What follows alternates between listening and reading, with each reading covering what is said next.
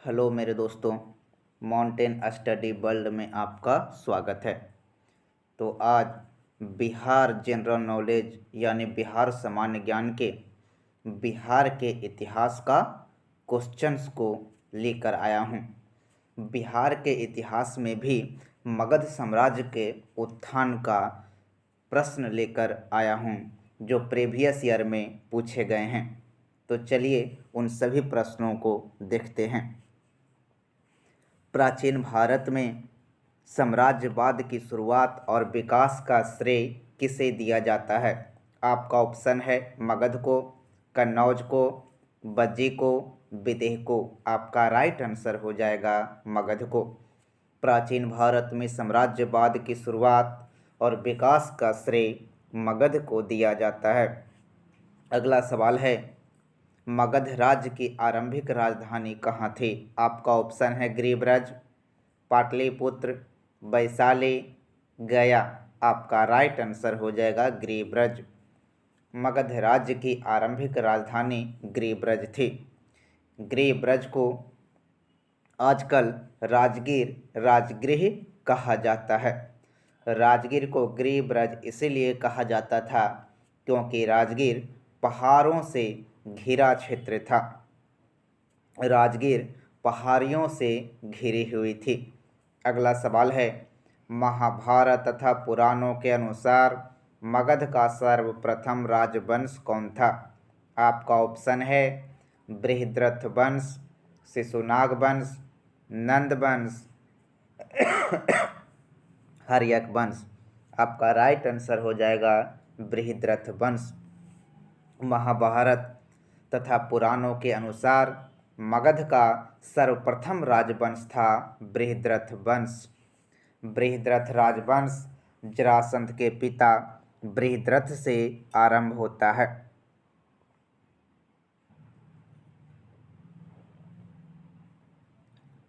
अगला सवाल है, मगध जनपद का संस्थापक कौन था? आपका ऑप्शन है बृहद्रथ तथा जरासंध, महापद्मनंद, शिशुनाग। उपरोक्त में कोई नहीं। आपका राइट आंसर हो जाएगा बृहद्रथ तथा जरासंध। मगध जनपद का संस्थापक था बृहद्रथ तथा जरासंध। अगला सवाल है, मगध साम्राज्य का वास्तविक संस्थापक कौन था? आपका ऑप्शन है बिंबिसार, महापद्मनंद, शिशुनाग, जरासंध। आपका राइट आंसर हो जाएगा बिंबिसार। मगध साम्राज्य का वास्तविक संस्थापक बिंबिसार था। बिंबिसार का शासनकाल 544 ईसा पूर्व से 493 ईसा पूर्व तक रहा। अगला सवाल है, बिंबिसार एवं अजातशत्रु किस वंश के थे? आपका ऑप्शन है हर्यक वंश, शिशुनाग वंश, नंद वंश। उपरोक्त में कोई नहीं। आपका राइट आंसर हो जाएगा हर्यक वंश। बिंबिसार एवं अजातशत्रु हर्यक वंश के थे। बिंबिसार को श्रेनिक तथा अजातशत्रु को कोनिक भी कहा जाता था। बिंबिसार महात्मा बुद्ध का मित्र थे। अगला सवाल है, मगध साम्राज्य का उत्कर्ष कब प्रारंभ हुआ? आपका ऑप्शन है जरासंध के शासनकाल में, अजातशत्रु के शासनकाल में, चंद्रगुप्त मौर्य के शासनकाल में, बिंबिसार के शासनकाल में। आपका राइट आंसर हो जाएगा बिंबिसार के शासनकाल में। मगध साम्राज्य का उत्कर्ष प्रारंभ हुआ बिंबिसार के शासनकाल में। अगला सवाल है, बिंबिसार ने किस राजकुमारी के साथ विवाह किया था? आपका ऑप्शन है कौशल देवी, चेलना, खेमा। उपरोक्त सभी। आपका राइट आंसर हो जाएगा उपरोक्त सभी। बिंबिसार ने चेलना, कौशल देवी और खेमा तीनों के साथ विवाह किया था। बिंबिसार ने वैवाहिक संबंधों द्वारा अपनी स्थिति सुदृढ़ की थी। कौशल की देवी कौशल की, खेमा पंजाब की तथा चेलना बज्जी संघ की राजकुमारी थी। अगला सवाल है, बिंबिसार ने ब्रह्मदत्त को पराजित कर कौन सा राज्य जीता? आपका ऑप्शन है अंग, कौशल, बज्जे, अवंती। आपका राइट आंसर हो जाएगा अंग। बिंबिसार ने ब्रह्मदत्त को पराजित कर अंगराज को जीता था। अगला सवाल है, हर्यक वंश का दूसरा शासक कौन था? आपका ऑप्शन है अजातशत्रु, उदयन, नागदशक, शिशुनाग। आपका राइट आंसर हो जाएगा अजातशत्रु। हर्यक वंश का संस्थापक बिंबिसार था, लेकिन हर्यक वंश का दूसरा शासक उसका पुत्र अजातशत्रु था। अजातशत्रु ने अपने पिता बिंबिसार की हत्या कर सत्ता प्राप्त की थी। अगला सवाल है, राजगीर में दुर्ग तथा स्तूप की स्थापना मगध के किस शासक ने की थी? आपका ऑप्शन है बिंबिसार, अजातशत्रु, उदयन। उपरोक्त में कोई नहीं। आपका राइट आंसर हो जाएगा अजातशत्रु। राजगीर में दुर्ग तथा स्तूप की स्थापना मगध के अजातशत्रु ने की थी। अगला सवाल है, बज्जी संघ के लिच्छवियों को पराजित करने वाला मगध का शासक कौन था? आपका ऑप्शन है बिंबिसार, अजातशत्रु, नागदशक। उपरोक्त में कोई नहीं। आपका राइट आंसर हो जाएगा अजातशत्रु। बज्जी संघ के लिच्छवियों को पराजित करने वाला मगध का शासक अजातशत्रु था। अगला सवाल है, अजातशत्रु के साथ प्रेम संबंध के लिए चर्चित नर्तकी आम्रपाली कहाँ की थी? आपका ऑप्शन है कौशल, चंपा, वैशाली, पाटलिपुत्र। आपका राइट आंसर हो जाएगा वैशाली। अजातशत्रु के साथ प्रेम संबंध के लिए चर्चित नर्तकी आम्रपाली वैशाली की थी। अगला सवाल है, अजातशत्रु ने किस राज्य के साथ युद्ध में प्रथम बार रथ, मूसल तथा महाशिला कंटक नामक हथियारों का प्रयोग किया?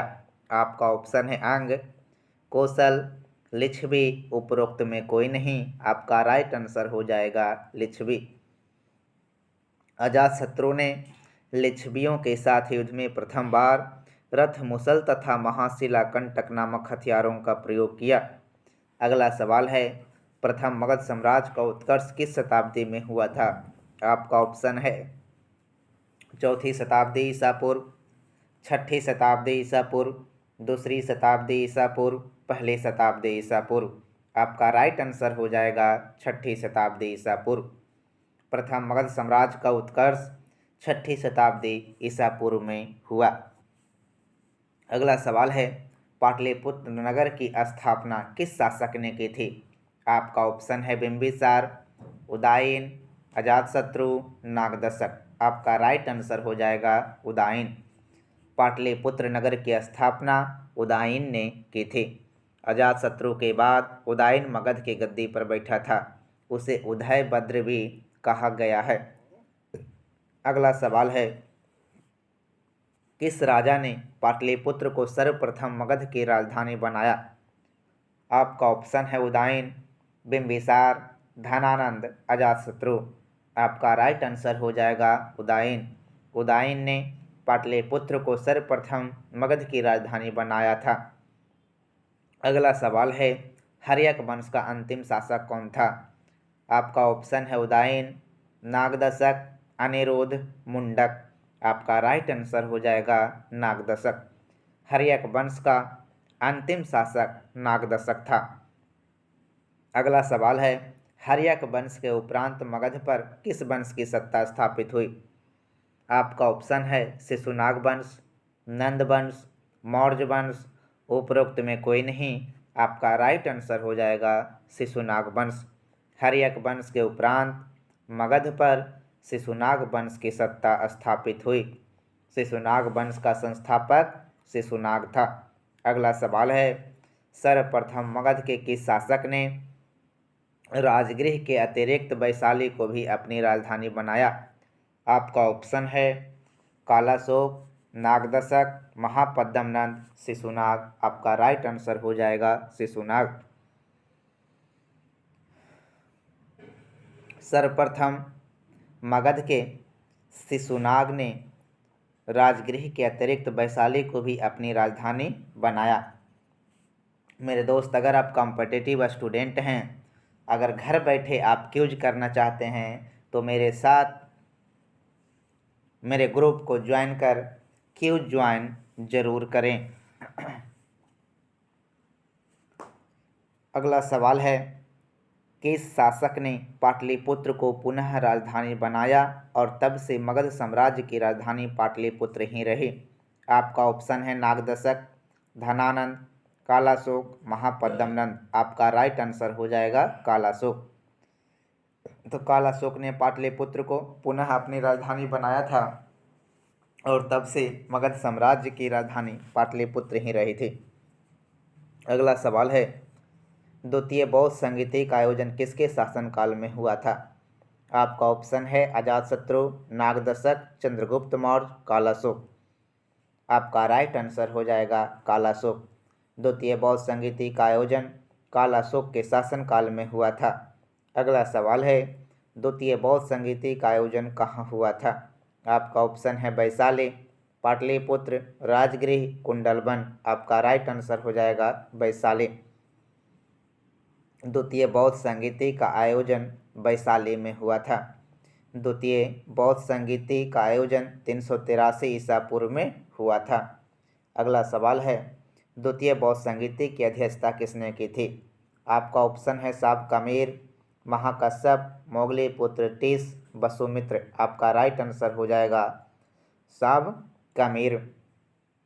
अगला सवाल है, नंद वंश का संस्थापक कौन था। आपका ऑप्शन है महापद्मनंद, धनानंद, मुंद। उपरोक्त में कोई नहीं। आपका राइट आंसर है महापद्मनंद। नंद वंश का जो संस्थापक था महापद्मनंद था। अगला सवाल है, मगध के किस शासक को कली का अंश, परशुराम अवतार, क्षत्रियों का नाशक, सर्वक्षत्रांतक, एक छत्र और एक राट कहा गया है। आपका ऑप्शन है धनानंद, महापद्मनंद, अजातशत्रु, उदयन। आपका राइट आंसर हो जाएगा महापद्मनंद। नंद वंश का सर्वाधिक प्रतापी शासक था महापद्मनंद। अगला सवाल है, नंद वंश का अंतिम शासक कौन था। आपका ऑप्शन है महापद्मनंद, मुंद, धनानंद, कालाशोक। आपका राइट आंसर हो जाएगा धनानंद। नंद वंश का अंतिम शासक धनानंद था। अगला सवाल है, प्रथम बौद्ध संगीति का आयोजन किसके शासनकाल में हुआ था। आपका ऑप्शन है बिंबिसार, अजातशत्रु, कालाशोक, धनानंद। आपका राइट आंसर हो जाएगा अजातशत्रु। प्रथम बौद्ध संगीति का आयोजन अजातशत्रु के शासनकाल में हुआ था। अगला सवाल है, प्रथम बौद्ध संगीति का आयोजन कहाँ हुआ था। आपका ऑप्शन है राजगृह, पाटलिपुत्र, वैशाली, कुंडलवन। आपका राइट आंसर हो जाएगा राजगृह। प्रथम बौद्ध संगीति का आयोजन राजगृह में हुआ था। तो कुल बौद्ध संगीतियाँ हुआ था 4। तो पहला बौद्ध संगीति का आयोजन राजगृह, दूसरा वैशाली, तीसरा पाटलिपुत्र और चौथा कुंडलवन। फिर प्रश्न पूछता है किसके शासनकाल में हुआ था। तो पहला अजातशत्रु, दूसरा कालाशोक, तीसरा अशोक और चौथा कनिष्क के शासनकाल में हुआ था। अगला सवाल है, प्रथम बौद्ध संगीति की अध्यक्षता किसने की थी। आपका ऑप्शन है महाकश्यप, साबकमीर, मोगली-पुत्र टीस, वसुमित्र। आपका राइट आंसर हो जाएगा महाकश्यप। तो चारों जो बौद्ध संगीति हुई थी, जिसमें प्रथम बौद्ध संगीति की अध्यक्षता महाकश्यप, द्वितीय बौद्ध संगीति की अध्यक्षता साबकमीर, तृतीय मोगली-पुत्र टीस और चतुर्थ वसुमित्र ने की थी। अगला सवाल है, मगध साम्राज्य में कलिंग का विलय सर्वप्रथम किसने किया था। आपका ऑप्शन है अशोक ने, चंद्रगुप्त मौर्य ने, बिंबिसार ने, महापद्मनंद ने। आपका राइट आंसर हो जाएगा महापद्मनंद ने। अगला सवाल है, निम्नलिखित में मगध का कौन सा राजा सिकंदर महान का समकालीन था। आपका ऑप्शन है महापद्मनंद, धनानंद, सुकल्प, चंद्रगुप्त मौर्य। आपका राइट आंसर हो जाएगा धनानंद। अगला सवाल है, निम्नलिखित में किस राजा ने पाटलिपुत्र को बसाया था। आपका ऑप्शन है शिशुनाग, बिंबिसार अजातशत्रु उदयन। आपका राइट आंसर हो जाएगा उदयन। उदयन ने पाटलिपुत्र को बसाया था। अगला सवाल है, मगध के शासक अजातशत्रु ने किसके आक्रमणों के प्रतिरोध में गंगा और सोन के संगम पर अवस्थित पाटलिग्राम को सुरक्षित तथा किलों को सुसज्जित किया, जो आगे चलकर पाटलिपुत्र नगर बना? आपका ऑप्शन है यूनानियों, डेमेट्रियस के, वैशाली के ब्रिजियों के, अंग शासकों के। आपका राइट आंसर हो जाएगा वैशाली के ब्रिजियों को। मेरे दोस्त, अगर मेरा वीडियो पसंद आ रहा हो तो लाइक करें, शेयर करें और मेरे चैनल को सब्सक्राइब करें। अंत में कमेंट करना ना भूलें। धन्यवाद।